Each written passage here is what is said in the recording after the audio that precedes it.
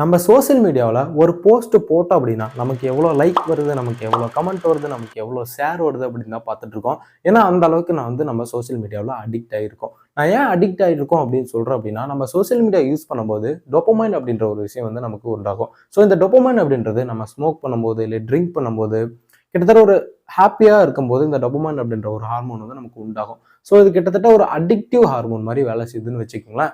So இப்போ நம்ம social media use பண்ணுறதுனால இந்த அடிக்டிவ் ஹார்மோன் நமக்கு உண்டாகுது. இது ஏன் அடிக்ஷன் அப்படின்னு நான் சொல்ல வரேன் அப்படின்னா, ஸோ நம்ம எப்போ ஒரு விஷயத்தில் அடிக்ட் ஆகிறோமோ அப்போ நம்ம திரும்ப திரும்ப அதை பயன்படுத்திக்கிட்டே இருப்போம். முன்னாடிலாம் இந்த டொபமைன் அப்படின்ற ஒரு விஷயம் நமக்கு கிடைக்கவே கிடைக்காது. இந்த டொபமைன் அப்படின்றது கிடைக்கணும் அப்படின்னா நம்ம ஏதோ ஒன்று அச்சீவ் பண்ணவோ இல்லை நமக்கு பிடிச்சது ஏதோ செஞ்சாவோ தான் இந்த டொபமைன் அப்படின்ற ஒரு ஹார்மோன் நமக்கு உண்டாகும். பட் இப்போலாம் அப்படி கிடையாது. சிம்பிளாக ஒரு மொபைல் எடுத்து கேம் விளாட்றதுனாலையோ இல்லை சோசியல் மீடியா யூஸ் பண்ணுறதுனாலையோ அந்த ஹார்மோன் நமக்கு கிடைச்சிருது.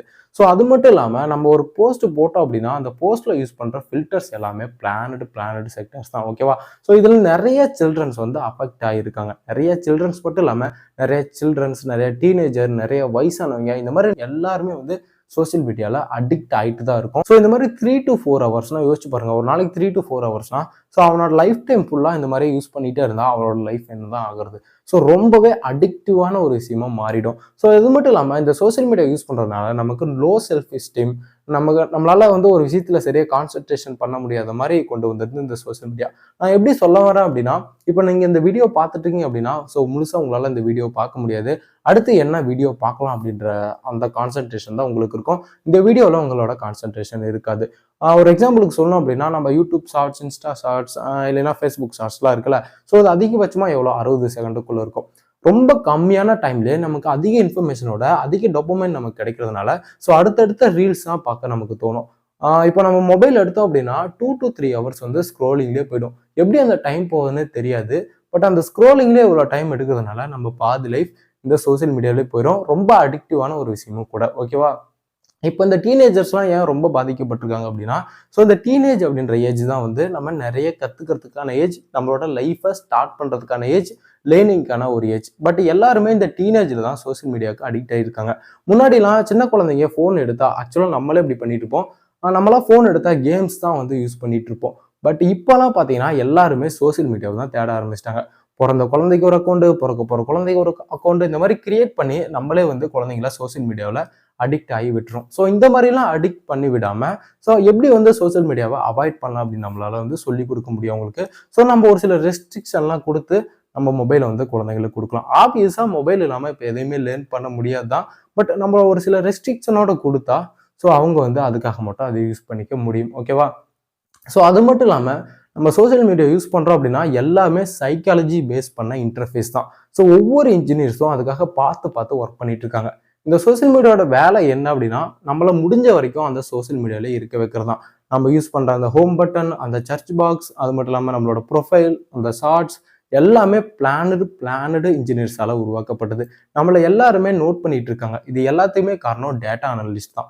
நம்ம அதிகமாக எங்கே டச் பண்ணுறோம், அதிகமாக எப்போ சோசியல் மீடியா யூஸ் பண்ணுறோம், எந்த டைமில் நம்ம மொபைல் அதிகமாக யூஸ் பண்ணுறோம் அப்படின்றது எல்லாமே டேட்டா தான். ஸோ இந்த டேட்டா வச்சு தான் அந்த இன்ஜினியர்ஸ் நம்மள அந்த சோசியல் மீடியாக்குள்ளேயே இருக்க வைக்கிறாங்க. ஓகேவா?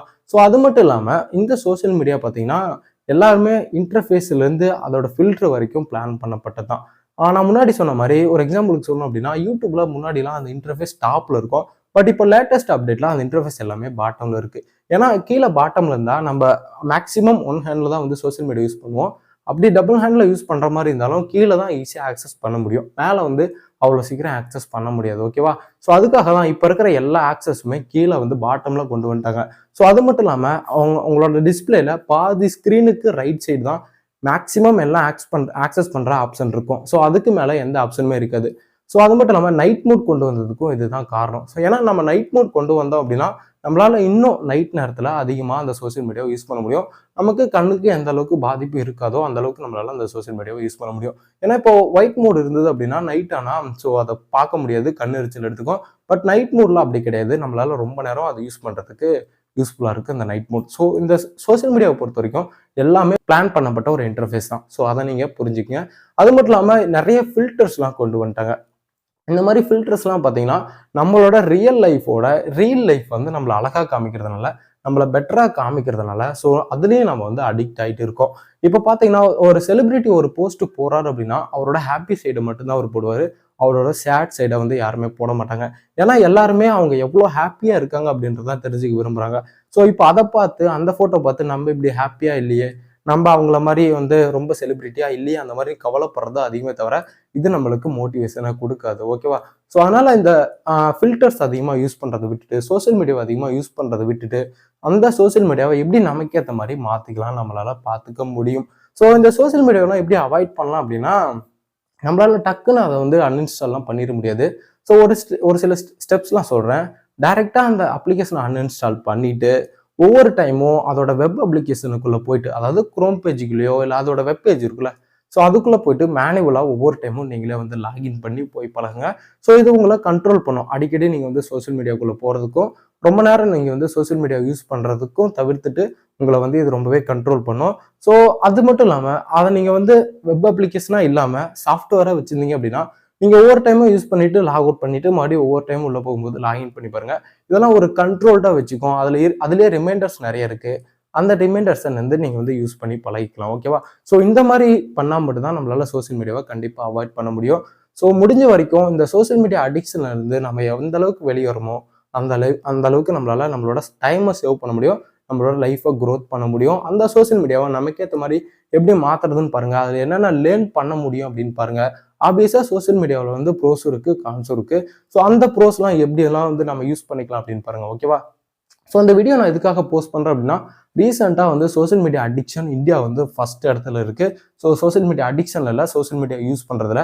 ஸோ அதனால் ஃபர்ஸ்ட் இடம் அப்படின்னா ஆக்சுவலாக இப்போது ஃபேஸ்புக் இருக்குல்ல, ஸோ ஃபேஸ்புக் ஓன் பண்ணியிருக்கு அந்த ரீஜன் எது அமெரிக்கா, பட் இந்தியா வந்து அதில் ஃபர்ஸ்ட் இடத்துக்கு யூஸ் பண்ணுறதுல.